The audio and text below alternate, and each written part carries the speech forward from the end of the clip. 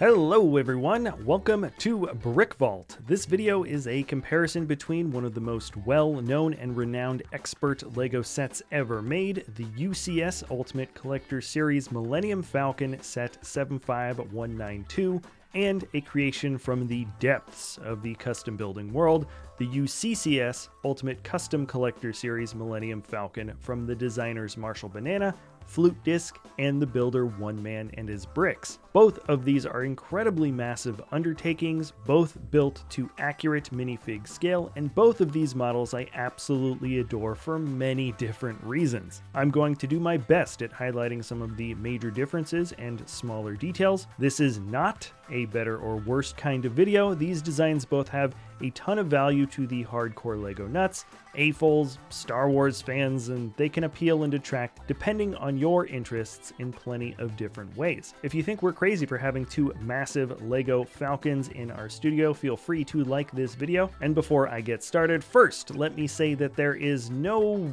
unbiased type of review or comparison, so it's worth it for me to just tell you where I'm coming from as your narrator. At brickvault.toys, we do sell the building instructions and parts lists for the custom design. The project for optimizing this build for people to follow along has been happening for about a year or more. The designers have really outdone themselves making it more accessible for people to follow, plus adding tons of features. We've worked on other projects with the designer Marshall Banana in the past and really trust the techniques and attention to detail from all the guys that were on this project.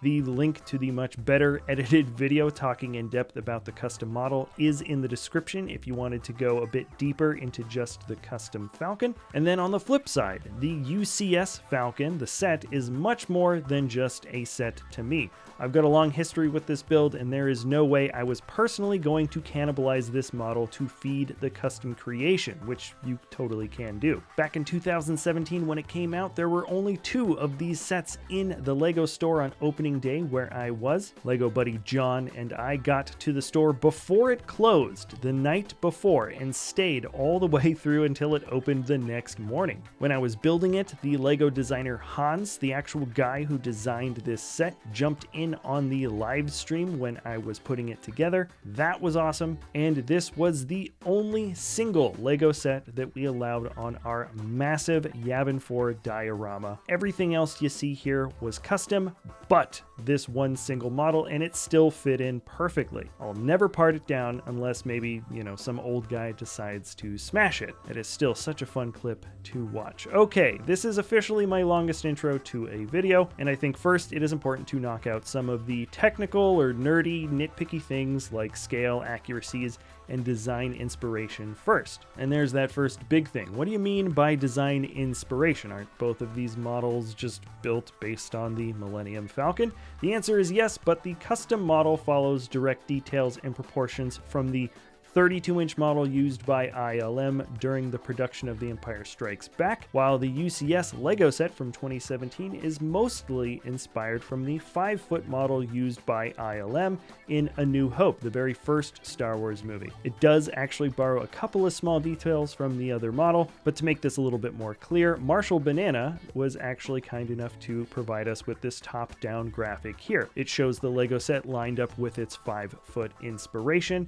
and then the custom Falcon with its 32-inch model inspiration. These have all been scaled to the exact same size, so it's a little bit easier to isolate some of the contrasting areas. And if you pause the video and play Spot the Difference, there are tons of subtle changes and similarities to take note of, but for time's sake, I will just point out some of the biggest things. The space for the forked nose is much more narrow in the LEGO set, and that matches pretty close with its 5-foot cousin. And then conversely, this area spreads out quite a bit for the custom build and 32-inch model. The circular shape in the center is proportionally larger for the LEGO set and the 5-footer compared to the other two, both fairly accurate still in their own right based on the models they were trying to emulate. Now, perhaps the most noticeable single difference with the top-down view is towards the rear with the 6 heat exhaust vents. That UCS set does have a substantial size increase, I think, compared just to the rest of the models. Now, this graphic is great and we could stay here a bit longer, but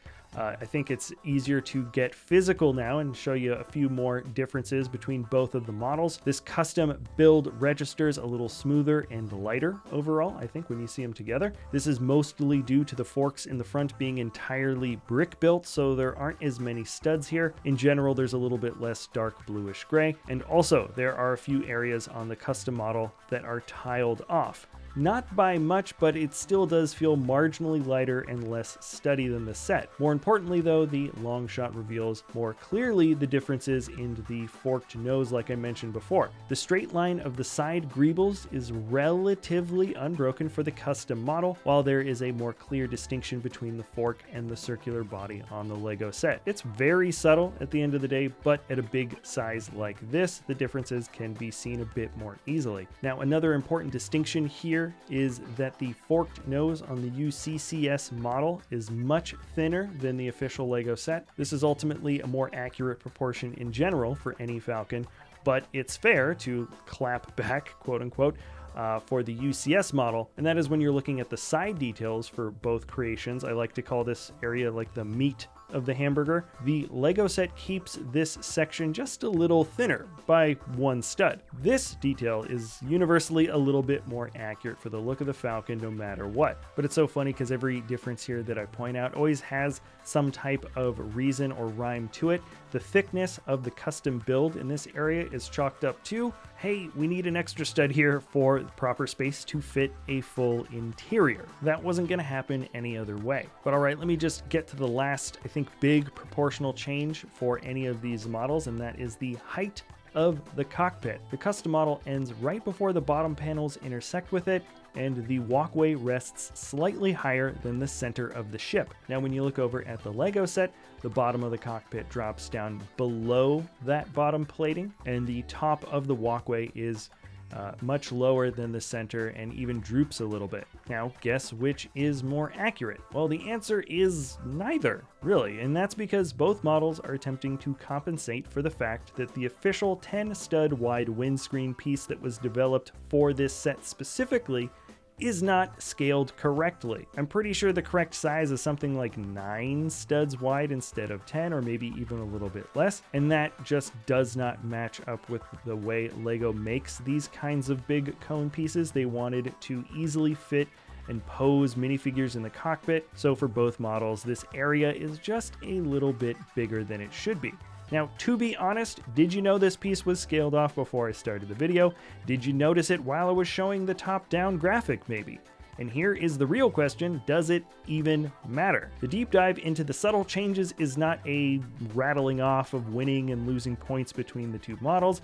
This is just to illustrate, really, the fine-tuning and attention these designers gave to their creations. Now, there are way more differences to cover, like subtle splitting in the back thrusters, or brick-built battle damage instead of a sticker, or dramatically different looks for docking rings, but we gotta cut it at some point and transition over to the physical logistics of the model, what it's like to have one version compared to another. The UCS set, being an official Lego set, is a model that comes with a certain level of structural consistency before getting approved by the company. This model can be lifted basically from anywhere on the bottom with no special knowledge about how to handle it. It can be placed anywhere without much of a hassle, and when you pick it up, you'll hear some creaking in the bricks and maybe certain areas bow a little, but all in all, this model pretty much just stays together. And when moving over to the custom creation with special knowledge for hand placement, you can achieve pretty much the same level of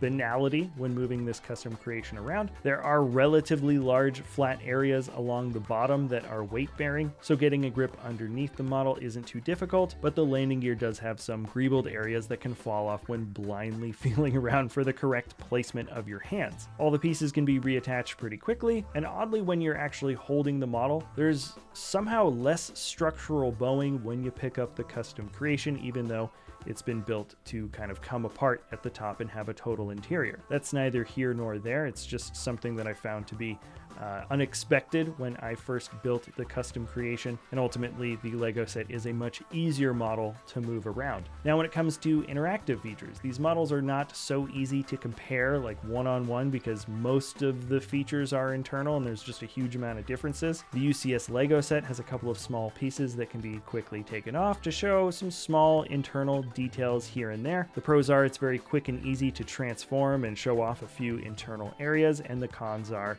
well, there aren't a huge amount of details overall to show off. It's a little bit hard to see. You basically have to put your face right up to the model to get a good look. And then when you compare that with the big differences of the UCS custom model, the internal details are night and day. Just about every place a fig can go in the ship is something that can be seen on the model, plus mechanical details that would otherwise be hidden behind a wall. The model basically never breaks that fourth wall to let you know you're looking at a Lego build, but instead keeps the illusion of a fully functional spaceship throughout all the internal details. It's an impressive feat that simply cannot be understated, and in terms of just features for viewing, the model also has a couple of different display stands too. This, coupled with the internal details, can give you many dramatic different ways to view the model. Now, the pros are obviously more details. There's a cool factor included. There's a lot more interactivity in terms of posing figs and moving around the different spaces. And then for the cons, the list is a little longer here. It's a heavier model just in general with the density. It's pretty difficult to reassemble. The top panels need to come together in a certain order, and it takes some time to figure out how each piece slots into place. You need 2 people for sure to put that Falcon on the vertical stand. And all in all, in general, the moving and interacting with the custom model is just a bit more detail oriented and less casual than the Lego set. Also, don't let me forget these last few things before the conclusion. Here are some shots of the model from behind. Both are custom LED lit. The back detailing shows some fairly striking differences. The official Lego set was lit quite a bit brighter, while the custom model is just incredibly clean in the back with its details and concise in comparison. I should add this caveat here: the UCS Lego set does have a custom vertical stand that you can get for it, so this model isn't totally limited in its display options. And if I forgot to mention it earlier, the custom model does indeed have details on the bottom of the ship that are very proportionally accurate to how the bottom of the Falcon is supposed to look. All right, I'm not entirely sure how to cut this video off, so let me jump into some final thoughts here. The UCS Lego set is not a less accurate version of the Falcon compared to its custom cousin. Most of the technical accuracies that change between the two builds is based on the different reference models used to design them in the first place. The UCS model is much easier to put together, it's lighter, easier to move around, and the external details may not register as dramatically different to a lot of people, especially from afar. When it comes to the custom creation though, this build basically epitomizes what I like about the world of custom Lego design. When you get close, the greebles are a bit more finessed with much more variability. The top plating lines up a little tighter together for less gaps in general, and then on a macro level, the full interior is a bit of a game changer, and frankly, I do prefer the subtle proportions of the UCS Falcon over the official set. The forks and heating vents just look right to me, and it's also not like an extremely hard model to move around. We did just take it to a con, and it was a fairly easy build to transport, all things considered. Alrighty, I hope I gave these two builds a fair shake. I'm sure I probably forgot some big details here and there, but something tells me this is already going to be an extremely long video. Anyways, thank you so much for sticking around to the end with this one. If you enjoy our content, feel free to like or subscribe. You can get those custom building instructions at our web store. Everything is linked in the description below. That's brickvault.toys. Thank you so much again for sticking around to the end, and we'll see you next time at Brick Vault.